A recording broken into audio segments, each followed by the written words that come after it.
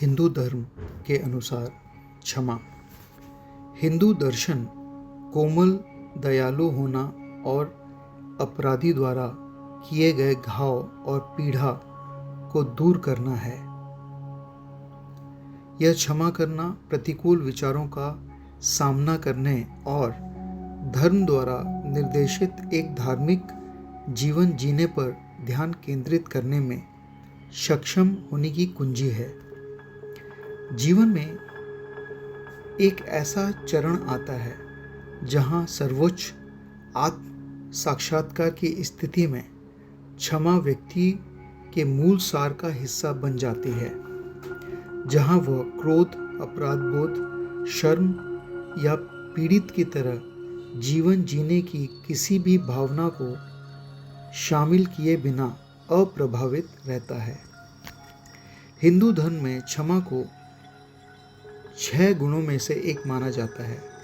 मूल दर्शन यह है कि यदि कोई व्यक्ति क्षमा नहीं करता है तो वह अपने द्वारा किए गए गलत कामों का बोझ और घृणा, क्रोध जैसी सभी नकारात्मक भावनाओं को आगे बढ़ाता है।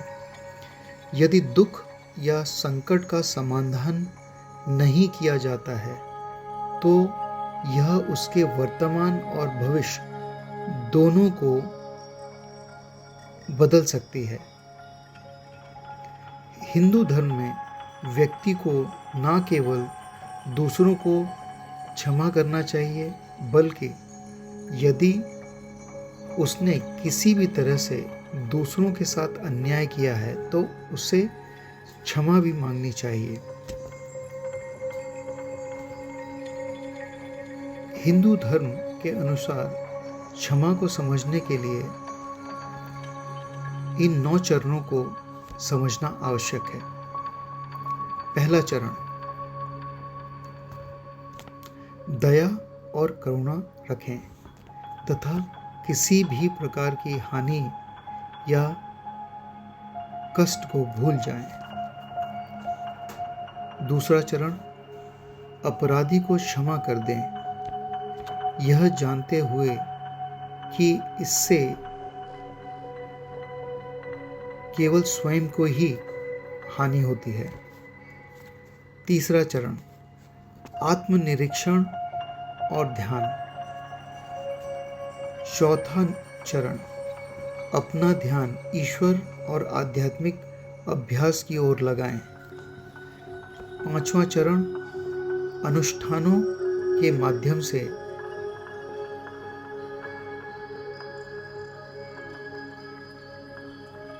सभी कर्मों से बाहर निकलना।